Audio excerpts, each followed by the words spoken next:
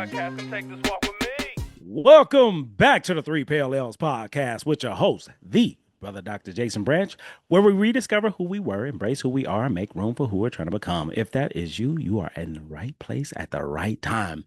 Because today I'm coming to you live from Battlecat Studios. Where is Battlecat Studios? I'm glad you asked. We're in the middle of Niagara Falls, under Niagara Falls. Because I don't know if you know this, but you can actually go underneath Niagara Falls, and it's one of the most amazing things I've ever seen. And I was able to see it because of the person that I'm going to share with you that will be on the show next week. I'm not playing. Okay. This podcast game, I got it. Okay. And I ain't going nowhere. Nowhere. So what I need you to do, because yeah, this works both ways. I can't just be giving you all this goodness and you don't get nothing back. So if you feeling whatever I'm sharing, I need you to share it. I mean this from the bottom of my heart. No matter what it is, if there's an episode that hits you, like your life work for today is to share this episode, any episode, with whoever you feel as though could benefit from it. That is it. That is all for that. The second thing for life work, as I've said before, when Spicy J is in the building, he comes in, he wreaks havoc, he leaves. He's a good guy. And he's going to be joining us at different times and spaces in this podcast space. And when he's here, you will know. So I just want to give you a heads up because he also told me to tell you that it ain't a podcast if he ain't on it. So the second thing for life work is to get your boy on some podcasts. And I mean it from the bottom of my heart. Like I know y'all listening and watching, and now I'm giving some challenges. Yeah, some challenges. I would challenge you to get me on somebody's podcast that you want to see me on and allow me to just be me on that podcast. Set it up. Call your people. Tell your people to call my people, which is me. Call me. It ain't nobody else. It's me. It's me and Maestro on this podcast game, okay? Me, Spicy J, Maestro.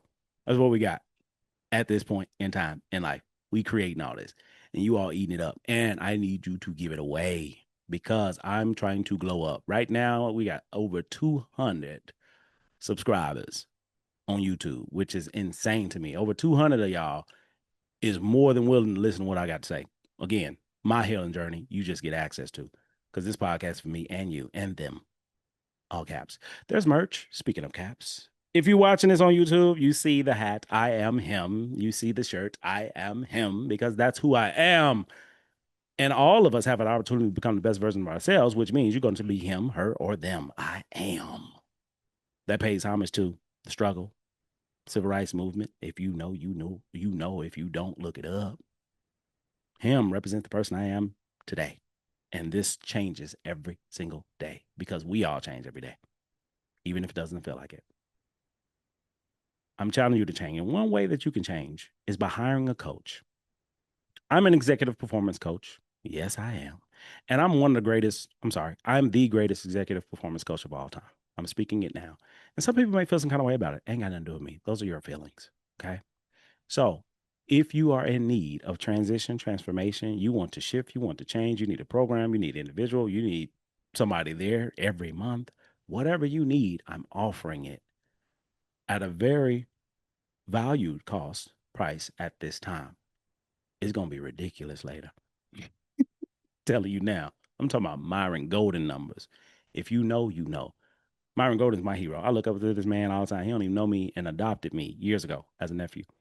And I'm gonna fly on this private jet. We're gonna go to Tampa, San Diego, one another, and we're gonna build something together. And it's gonna be amazing. I'm speaking it now because I expect it to happen. So when it does, don't be surprised. What up, Unc? Is that Dr. Jason Branch?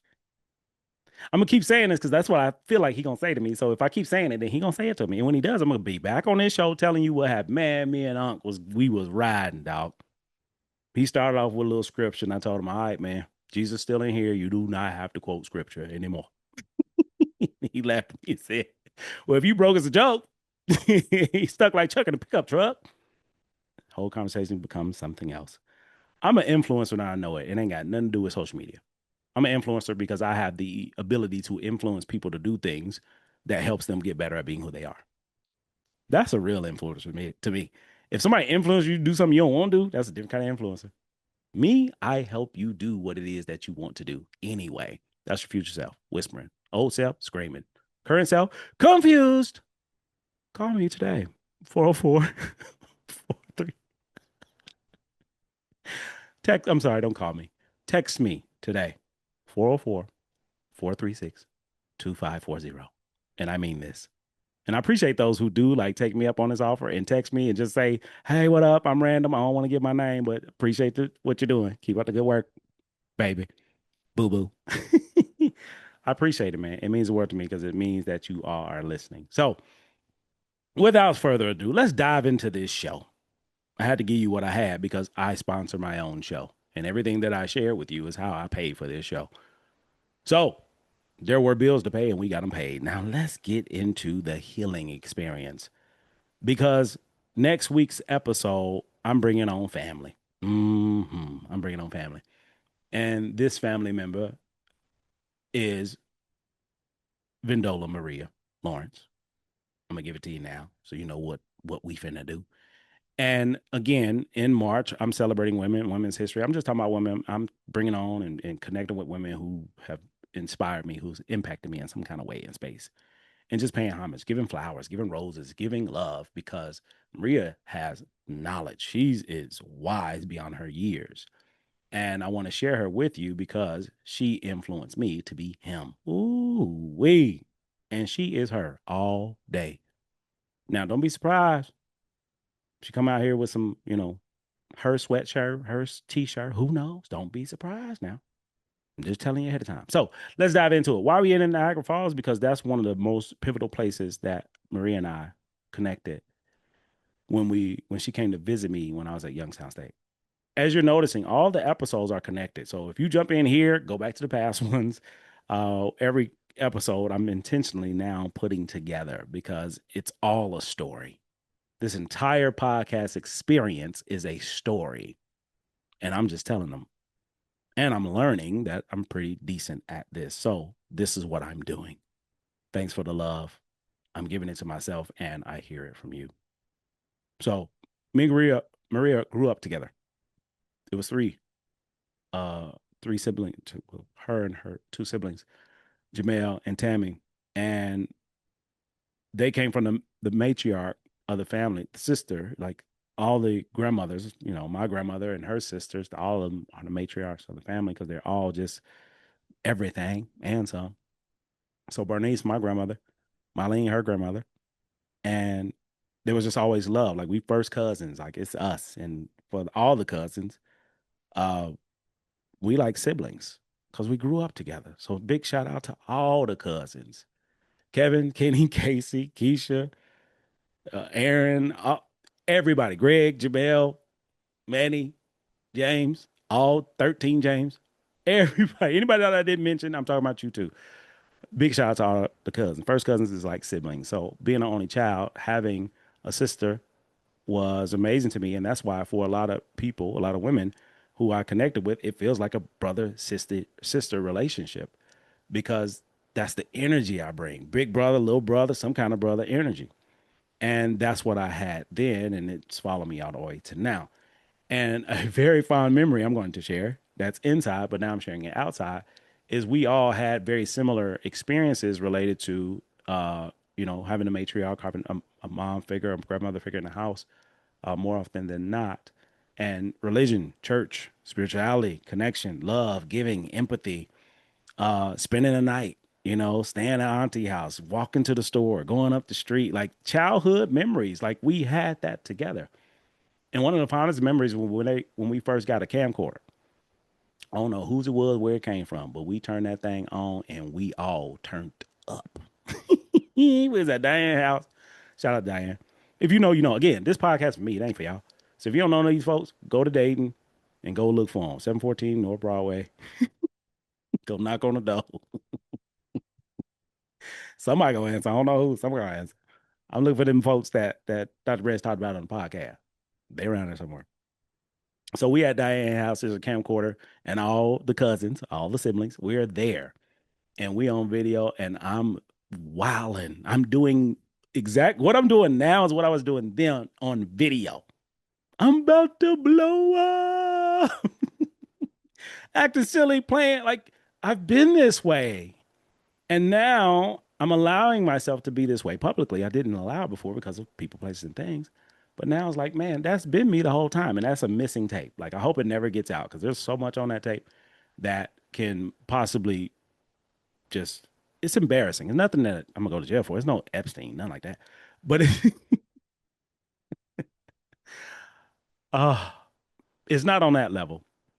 And not to make light of the severity of that situation, but it's something that I wouldn't want to be public because we were kids being kids. But I'll share a little bit of what we were doing. Number one, this was during the time I was in Alabama or leaving Alabama. So twerking is not new. Twerking been around for a long time. And in Alabama, more times than not, there are guys that twerk.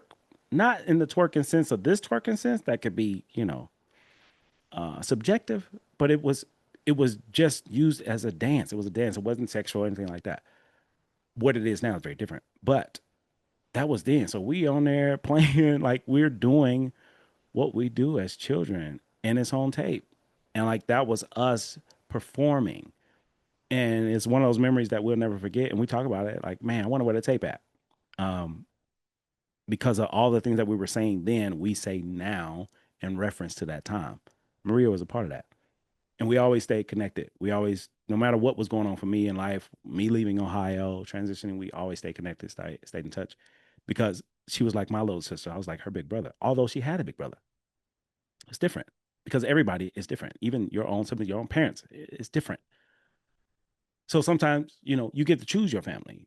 You can't choose your family, but you can choose your family. Oh, that's a bar for someone. Do something with it. Because some of y'all still want your mama to be somebody she ain't, or your dad to be somebody and he not, or somebody that's dead and gone. You want an apology. You ain't getting it.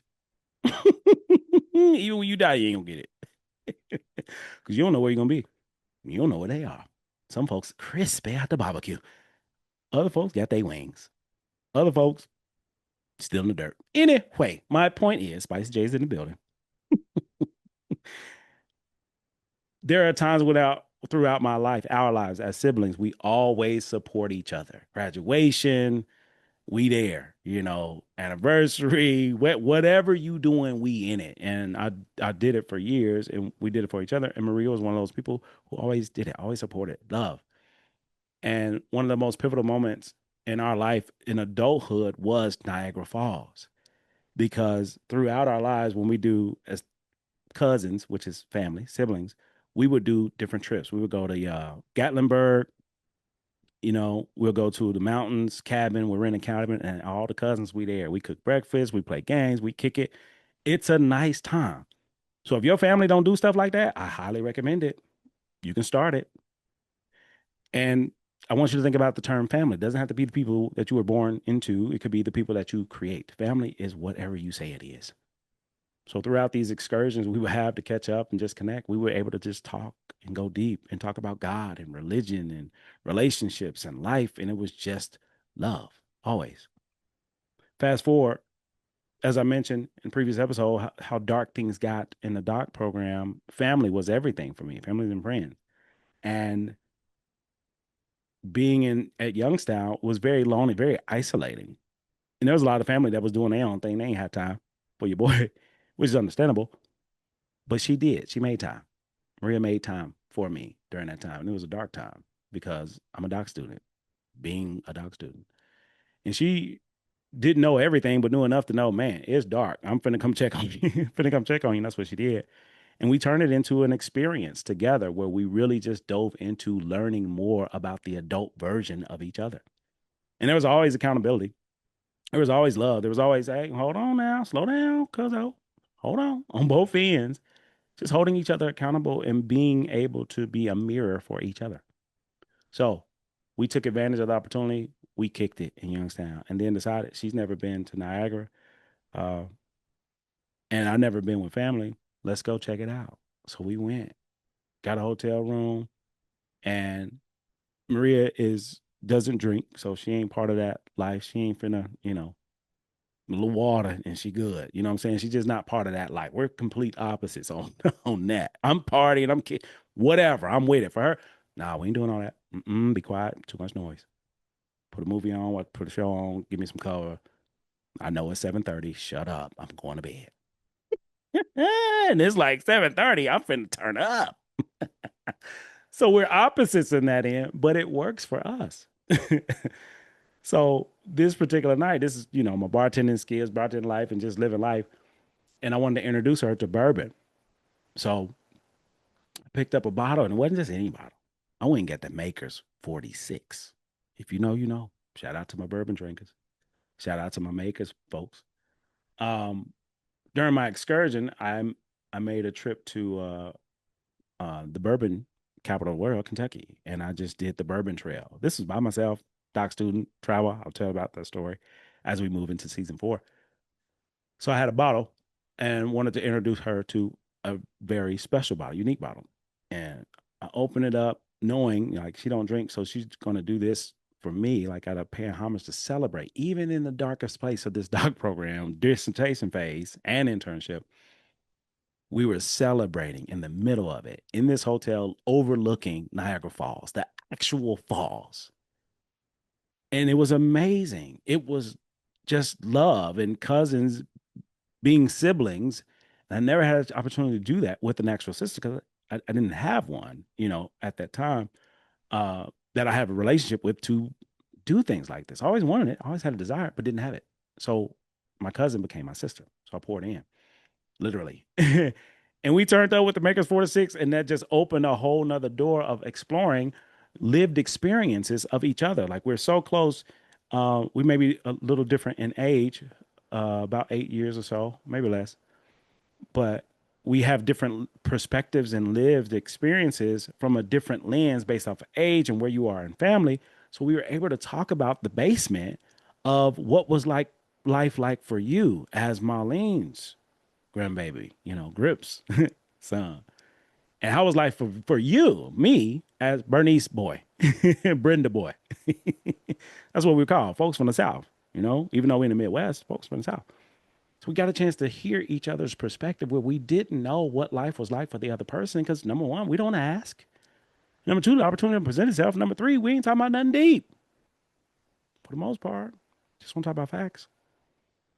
Some of us cannot go deep. Some of us can't go beyond the living room. There are three parallels, as you know, this show. We were who we are becoming. Also, three parallels in your house: the attic, the living room, the basement.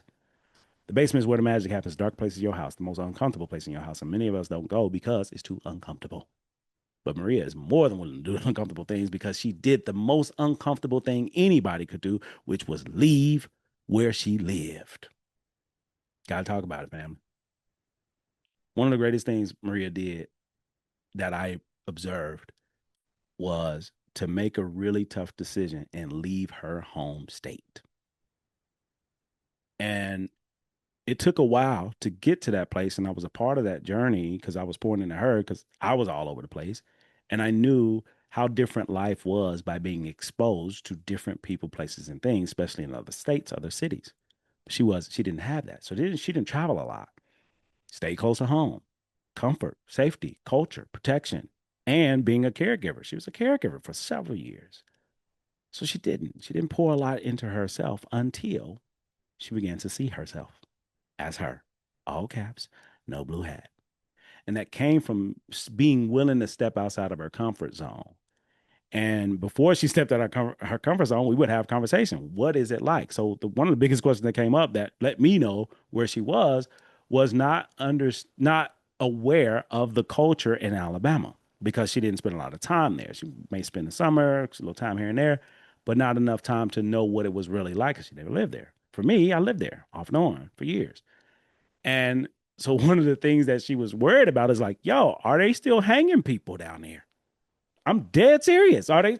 I'm seeing, the N word being spray painted on the garage. Like, you okay? Is it safe? I'm dead serious. I don't make this up. Not making this up. She didn't know. She wasn't aware. And if you think about that level of not being aware, and that's just related to location, can you imagine the other things that many of us, even listening, are not aware of? And whatever we're not aware of, we create assumptions around based off of what we don't know, but what we think. So she thought it was a lot worse than that. No, don't get me wrong. It's still racist. There's still a lot of racism in the South and Alabama, but it's everywhere. Um, but it wasn't to the extent that she assumed it may have been, which was fear. So fear prevented her from making moves that she wanted to make. And what I helped to do was provide exposure, perspective, in order for her to shift. And she kept shifting. And I just saw this progression the same way she saw a progression in me, becoming this version of me personally and professionally. And we just poured into each other. So one of the first things she's doing is start traveling. So she started small. So for those who listen who never left, this is your breadcrumb. It's time to go. You can choose to move. You're not a tree. You ain't even a branch. Get up and get out. At any point in time, that's where you live, where you stay, where you play, where you work, who you with. Ay, ay. Who you ain't with, who you want to be with. Whatever, relationship, marriage, leave if you got to. I mean that from the bottom of my heart. Now, don't blame me if you decide to leave now. If you, this is on you, your decision. Don't say, I was listening to Dr. J, and man, he said we need to get a divorce. I did not tell you that. Well, I'm leaving because Dr. Bray said I can leave. Listen, do not leave your situation if you ain't ready to leave, because I ain't got enough room for you. It's a family of four over here. And I got to feed all of them. Okay. I don't need no new mouths to be fed. So stay where you at until you're ready to leave. Anyway, Spicy J just left the building and he said ain't no podcast unless he own it. So as me and Maria doing this process together, like throughout my doctoral experiences, I'm learning to become a doctor. She's learning to become her and just watching it. So she starts with traveling from one state. I think she went to Texas first and then went to this place and that place. And then she started doing girls' trips and all these things. And I'm like, yo, it's only a matter of time. And for those who don't know, for a lot of people in the black culture, black community, it's this belief that wherever you are in the world, if you relocate to Atlanta, your whole life gonna change. It's gonna be better. Yeah, he moved to Atlanta. He doing all right now. No, he not. He just telling you he is. She good. She in Atlanta. Still in a horrible relationship with a new dude who the same dude. If I step on your toes, I do not apologize. I just want to talk about facts. So just like a lot of people leave, I'm finna go to Hollywood. Okay. I'm finna go to Atlanta. Okay. Guess what? Wherever you go, Lil you going with you. Past you, coming with you. Bringing the bags and everything. Future you, already there. Waiting on you to show up with your deposit. So Maria was pushing through these beliefs and these fears and these thoughts and these ideas about what things are. And she never experienced it until she experienced it. And once she experienced it, that was it. That was it. So she worked on a micro level to get to a macro place in space. So she decided, Jay, I'm ready. I'm moving to Atlanta. And I'm like, yo, wait a minute. You've been in Ohio for 30 plus years. You finna lead a city, the gym city? She was like, yeah, I'm done. I'm good. The job situation, changing, but I'm ready. It's time. What do I do now? What's the next step? How you get lights turned on? Like it was because we grew up in family houses for the most part, so we always had a place to stay. We didn't have to turn nothing on. My first apartment was in college, you know, because we had family over everything, right? So then we moving into how do you do this independently, and we talked through it, and she figured it out. Went and bought a house, stayed with her mom for a little bit, very very short stint, and moved to her own place and been there ever since. And I'm so proud because I saw it. I was there. I was a part of it. And this is family. So for her to be doing her own thing in her own way, lane, personally and professionally, and I saw it just like she sees it in me, it's a moment. And one of the biggest moments of celebrating Niagara was not just that shot or that drink, but to explore Niagara Falls in a way that we never have. Now, I've been in Niagara Falls a few times, but I never explored it. I never indulged in it. And being with Maria at the time, that was our thing, like to do the tours and to go behind the falls and get gifts and maple syrup and all that. It was beautiful. And it was an experience that we had that we'll never forget. And that was the next the next experience was graduation. She was there for that. We're there for each other for all. So graduation with from the dark program was really powerful for me because it was just me as far as blackness at Auburn University, December 2018, and my entire family was there. And I had a challenge for my family. I'm gonna get some shirts. I want everybody rocking these shirts. I want everybody rocking J's, if you can, because Jordan shoes, for those that don't know, if you see me teaching or speaking or whatever, typically I might have a blazer on, some Jordans on. I'm gonna rock some J's because it represents who I was. 17-year-old boy. My belief related to success was graduating high school. That's high as we're gonna go because that's part of culture. That's part of our family. You graduate high school, you go to college, you go to military, you go to work, you go work in a factory. So factory, Taco Bell, military. College wasn't really a thing. So for me, the highest level of success was a pair of shoes that I couldn't afford. Jordan 11s, patent leather, black and white. Phenomenal shoe to this day. Couldn't afford it, didn't get them. And that's what I was chasing. Not a diploma, a pair of shoes. And that transition over to college, because I wasn't chasing a degree in college. I was chasing alpha. I was chasing a fraternity, being the best stepper, not knowing, man, you can't get no career out of stepping. I was just chasing until I started attracting. So that attraction came with graduation, the culmination of all this stuff. Where I asked my family to show up for me in two different ways, and they showed up and showed out. They had signs, they had the shirt on, they had the Jordans on. They picked out a whole section in the arena at Auburn, the blackest section there, and everybody knew, Jason, that's your family. Who else family gonna be? Folks on the line with me, folks who went to school with me in my cohort. Jason, that's your family. Who else family gonna be? I'm the blackest person on this whole thing. Who else? Ain't nobody else around me black. Who else family gonna be? Yes, that's my family. And I didn't even care about graduation. I cared about this sea of my people sitting in the stands on my right hand side. I couldn't stop looking at them. I'm at the front of the stage, pomp and circumstance happening. I don't care. My eyes are welled up with tears looking at my family that came and showed up and showed out for me. And they ain't care what nobody thought. Where you think I got it from? They in the stands, grabbing folks, cap and gown, you asking questions. What is this? What is this? They didn't care. Y'all got nachos, snacks? What we doing? How long we gonna sit here? My people was my people, and I loved it because we gonna be us no matter what. We were the loudest, we were the proudest, and we did not care because we knew the place we was in was temporary. Where we've been was a lifetime. First generation college student. And walking across that stage with those Jordans on to represent who I am now. Him, all caps, no blue hat. That's why I wear the shoes, to remind me of who I used to be. Because he's always a part of me. And he got exactly what he wanted and some. What's a pair of Jordans to a doctorate? Oh, somebody do something with that. Somebody. Anybody. So, one of the most significant things, Maria has always been into t-shirts. We all have.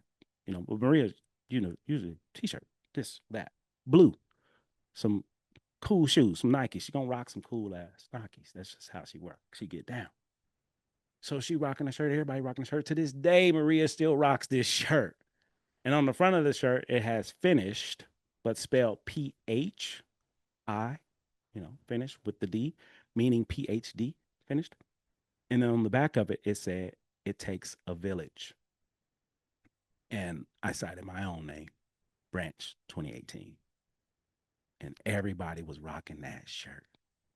See a black folks in these black and gold shirts with Jordans on, representing the culture, representing family, because everybody knew who was there and what they were there for. Me, us, him, her, them, all caps, no blue hat. So I share this story to pay homage to the people that has been a part of my journey. And now that I have a platform, a place and space, I want to give my folks, my family, my people flowers. And now, what better way to give flowers and pay homage than bringing somebody on the show that don't mind hold me accountable. And she's going to talk about that accountability piece because that's what led to this episode happening right now in real time. There are blind spots that we have that's in that basement. And sometimes you need people to help you go down to those places and spaces to help you become the best version of me. That's what Maria did for me. And that's what support looks like. That's what accountability and help looks like. This is how we become the best version of us. You can do it by yourself, but it's a lot easier when you accept help. It's a lot easier to hear perspective that other people have about you. I hope this episode did something for you. And if it did, give it away. Share it. Give it to somebody. Don't keep all this goodness to yourself. And next week, when Maria busts upside the head with a honey bun, don't say I didn't tell you. That is it. That is all. This has been another episode of Three Parallels Podcast with your host, the Brother Dr. Jason Branch, where we rediscover who we were, we embrace who we are, and we make room for who we're trying to become. If that is you, thank you for tuning in. Thank you for being you. And from today moving forward, I'm challenging you to invest in yourself. When you invest in yourself in any way, shape, form, or fashion, you will receive 100% return on your investment. I'm telling you what I know, not what I heard. These are facts. Test you. Don't think about me. That is it. That is all. Good night.